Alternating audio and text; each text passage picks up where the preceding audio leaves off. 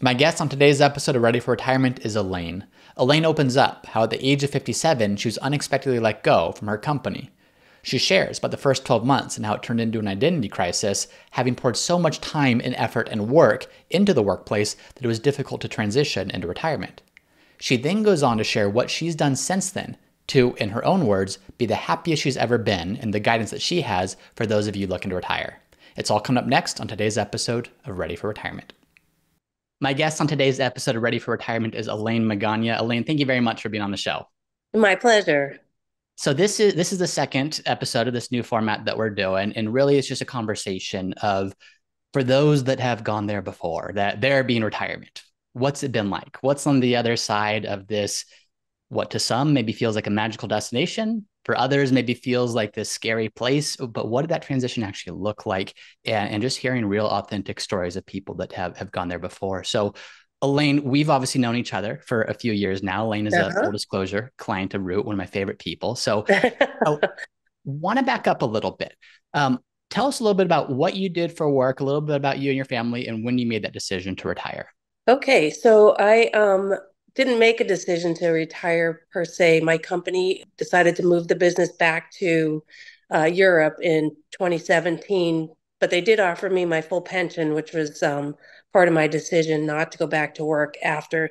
I also had three teenagers at home who I felt really needed me there. So, as scary as it was to lose my job that I had for 25 years as a director of operations, the timing couldn't have been better. So it was kind of a blessing in disguise. Yeah, Yeah. I'd love to know more about. So 2017, that happened. Hmm. When did, Yep. when did they notify you that they were moving back and that that was being terminated? So they gave us 1 year notice, and they offered me an enticing package to stay for the year and cut my employees kind of. It was like death by 10,000 cuts. We had to let certain people go every couple of months. So it was very, very difficult. But they gave me 1 year notice. They also gave me a nice package, including the start of my pension. So it was nice. I mean, they did it in a very humane way. Yeah. So not the decision to retire, but in retrospect, a blessing in disguise. How old were you when they notified you? So they gave you your notice. How old were Right. you when you were notified? 57-ish. Yeah. So 57. younger than I wanted to. I wanted to stay with the company until I turned 62 and then start my, pension but yeah, we didn't quite make it that far. So let's go back there because the decision to retire, I think, is a difficult thing for a lot of people. Hmm. Even when they know maybe financially they're ready and they run the numbers and rerun the numbers and rerun so many times, it's still a scary decision to do so. So Hmm. 57, that decision was made for you. When you were 55, 56, was retirement even something that was actively being planned for on your part? I know you said you wanted to go to 62. What was that retirement decision even like? And was it even top of mind a couple years prior to the decision? Always on the in the forefront of my mind and Joe's mind because we wanted to have a good retirement. We've saved from, the very beginning. We always, both of us took full advantage of, the 401ks and the 401k matches. And, we started to do the makeup at 50, to save as much as we could in retirement. We paid off all our debt. We set ourselves up really well to be comfortable in retirement. So Yeah. it would, and I interviewed for a few jobs after I was let go, but I sat in traffic in Sorrento Valley after I did a couple of shifts, and I was like, this is not what I want to do anymore. I don't want to be in corporate America. I want to raise my family, make sure they get into college, and be a mom for a change. I traveled a ton when I was working. My husband had to pull up all the doctor's appointments and all the trips, and he was volunteering at the schools, and I missed all that. So it was Yeah. actually, like I said, a blessing. Yeah, absolutely. With that, it was still scary. You know, a blessing, Oh, and you know it's a totally. blessing, but still be scared to death. What was it that was most scary to you? Was it the financial side of things, or was it more of the what am I going to do with I my time? never really worried about what I was going to do, although at the beginning I was a little bit bored. till I found other branches in my life. But mostly the salary. I made a good salary. I was proud of that, and I was, it just scared me to think that we were going to go without my salary. Hmm. Did you, leading up to 2017, did you have a good sense? Were you and Joe the type to have a really strict budget of exactly how much you spend and how much comes in? Or is it more we have a comfortable income and we get by and we don't have to focus too much on the actual numbers? I think a little bit of both. I mean, we're very careful with our spending, but we also like to have a good time and enjoy, vacations and having fun with our friends and things like that. So, but we always were mindful of our money. Yeah. So with that, you were terminated in 2017. You thought about, do I go get something else? I've got this skill set. I've got years Hmm. of doing this. I've got a lot to offer, but I also have a family at home and I also want to Hmm. be a mom in this phase. Those first, how long was it that you felt bored and what was it that clicked for you to feel like, oh, I'm starting to enjoy this and kind of redefine myself in retirement? Oh, so as you know, I started to play pickleball. Sounds crazy, but some friends of mine joined San Diego Racket Tennis Club, and I kind of hesitantly joined because I was like, why am I spending money to do something I can do for free? And but I met an amazing group of people. I play pickleball at least once a day now, and socially with the folks at the club, we do tons of stuff together. We're going to Barcelona in September with some folks from the club.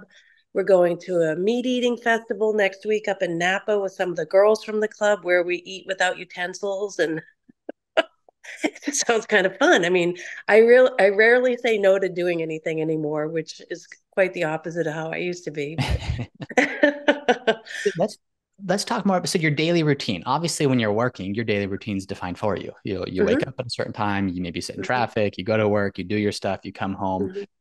It's just that's the routine. Was that difficult to? Would you say you have a new daily routine? I guess is my first question. And if so, did it take a while to find it, or did it kind of find you? So right now I do have pretty much a daily routine. I get up, have breakfast, go to the club, play pickleball. I do some volunteer work with a local rescue, dog rescue. I just foster failed with a golden doodle puppy, which she's lying right by my side. I'm hoping she's going to be good. I volunteer with them. I did a fundraiser for them. I do things with the kids, and then usually I go back to the club in the afternoon and play again, or go for some social time. It's only a couple miles away from the house, so it's easy to get to and fun. Mhm. Yeah, I work out. I have a friend that from the club who's a weightlifter, and she's training me on how to do weights, and so I do that. I'm never bored. And what do you chalk that up to? Because I know in preparing for this, you said that what surprised you most maybe was just you're busier than ever. Hmm. How did that come to be? Were you actively seeking things? Obviously, pickleball's one, or was was there just this backlog of things that you now had a chance to get to that previously were unavailable? Well, I mean, I was walking every day with one friend when I first retired, and it was great and it was fine, but it wasn't super fun. And, at this point in my life, I wanted to focus on, more fun things than serious. So that's when I started playing pickleball, and it just has evolved into this whole new great world and great people and very fulfilling. Did you feel that immediately? So I guess when you're working, your focus is on work and you have demands. Mhm. Was it pretty easy to flip the switch and say, okay, now it's fun, Elaine, or did it take some time for that to come to Yeah. be? It took about a year. It really took about a year for me to really have it sink in that I lost my job of 25 years, which I was super proud of and really loved the company that I worked for. And it just was kind of just a slap in the face that it ended so quickly. But so it took about a year to just realize that it was going to be okay and that, it's probably for the best. I did do some part-time work for a couple of companies, some consulting, but now I don't even want to do that much. I just want to focus on the family and I have three in college now also, so it's there's a lot going on. No wonder you're busier than ever. Yeah. That first 12 months where the adjustment period between work and just getting over and adjusting to this new life, for those people who are listening that aren't retired yet, is there something that helped you get from that point of retirement and it's scary and it's this new thing to feeling like, okay, this is really fun and I'm enjoying it? Or is it just a matter of time and being with it? Well, I guess it depends on your financials as well. We were, like I said, we set ourselves up, to have a nice retirement. We had savings for the kids and for their college, so we were pretty comfortable financially. For me, I think it was more the value. Like, do I still have value? I'm not working. That was pretty much my you know, I mean, that was, like I said, I was 25 years with the company and I ran two facilities, one in San Diego, one in Fort Collins. So I had a lot of responsibility and I felt like I was really valued. And then all of a sudden they pulled the rug out from under us. And that was difficult. I think so. The mental part for me was harder than the financial part and feeling valued. Yeah, absolutely. How does that change? If you could go back and talk to 55-year-old Elaine, Hmm. who was proud of her work, probably a lot of her identity in her work, valued at work, would you advise her to do things differently in terms of commitment to the company or sacrifices for the company, or would you do it all the same?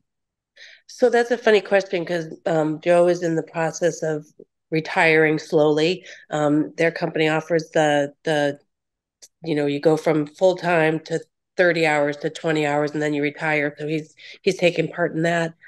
And I listen to him sometimes because he works upstairs here and I think things like this don't matter. They won't remember you in 5 years, what you did and what. So sometimes when I hear him getting kind of worked up over issues, I think it, in the long run, it's really not worth getting your knickers in a wad over. Mm-hmm. So I guess if I could go back and tell myself something, it would be certain things were just not worth getting all worked up over. Mm-hmm. Things always seem to work out.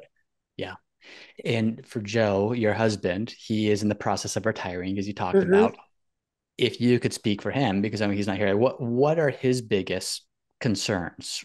High level, are they financial or are they more the psychological side, like we're talking about, of what does that mean to not be a worker anymore?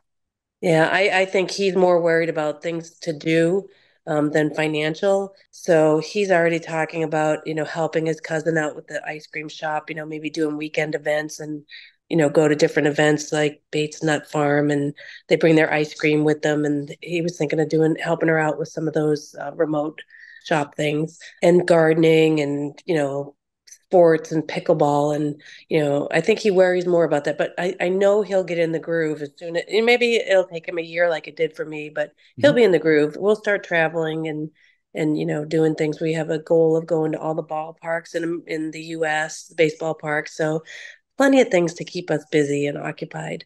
Yeah, and I love that example because I think for some people it's like, yeah, I know I need to do something. I know I want to do something, but I don't even know what I want anymore because my life is my work, and it's the Right. sense of maybe fun or creativity or spontaneity, it starts to get diminished over time. Hmm. Hmm.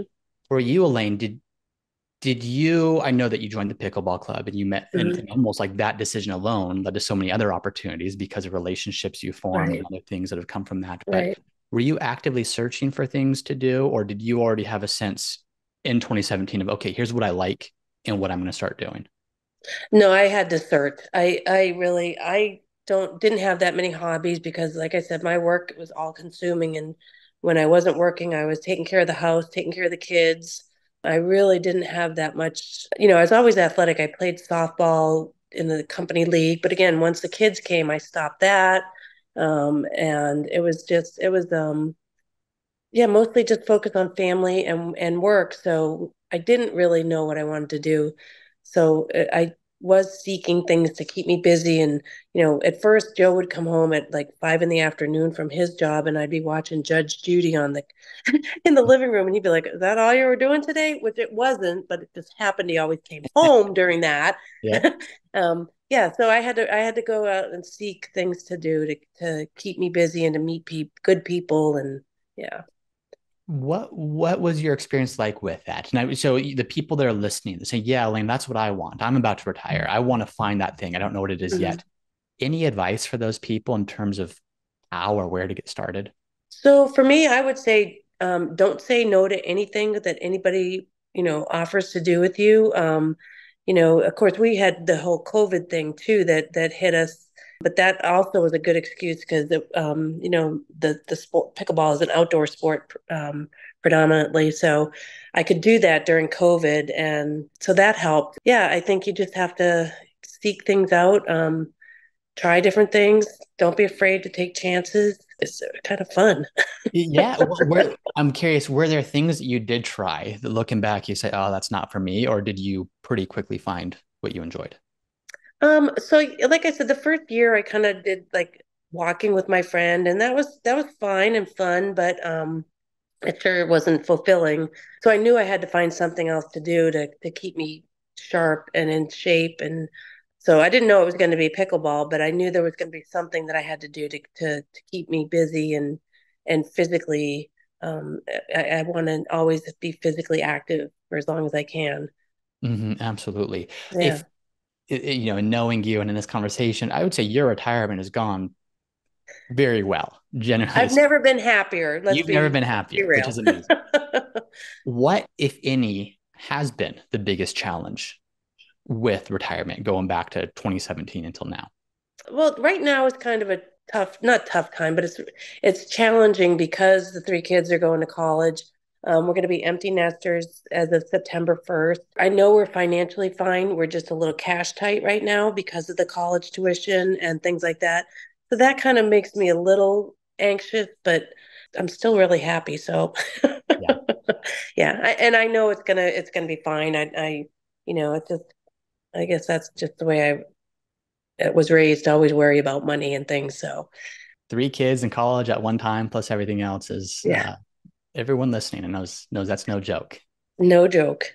What's been, if you looking at the last 7 years of your retirement, if you could give advice to everyone listening of, hey, here's what's gone well, or here's one piece of advice I have for everyone, or two pieces or three pieces, what are the top things you would recommend to someone who came to you saying, hey, Elaine, how can I retire well outside of the financial aspect? What do I need to do to best prepare for that? I think that you need to be emotionally ready. You have to, be sure that you have a plan. For me, to be comfortable was always to have, getting back to the finances, to have the finances in shape so we could be comfortable and not have to worry about things all the time. So I actually followed the Dave Ramsey school of finance, and then that's how I found you. And that's how I had that. We ended up paying the house off. We were debt free going into when I lost my job. We were debt free. So that also just was huge for us. And just having somebody who, we can ask questions like you, James and Brandon and the team, it makes a huge difference. Just peace of mind and that quick call, hey, should I do this? What do you think of this? And to get quick answers and know that, it's solid advice. It has been huge for Joe and I. Yeah, I love that.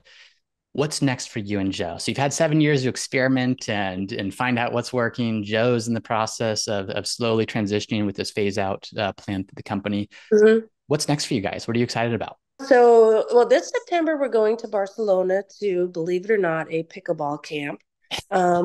Shocking. And then we're already planning next September and going to Ireland and Scotland. So for us, I think a lot of it's going to be travel. And Joe's never been really, he's not a big traveler. He's never been to Europe. So I think just travel and, the freedom of being able to do things now is just something we're really looking forward to. Going to Love all it. the ballparks, going to, different places. We've never been to Montana. We've never been to Alaska, things like that. You know. Off topic a little bit, but the ballparks. How long is it? Are you going to go to every ballpark in one season, or is that going to be over the course of a few seasons? I think that's TBD, but I think my goal would be to do it all in one season. Why not? Why not? Hey, You I know? love the attitude. Yeah.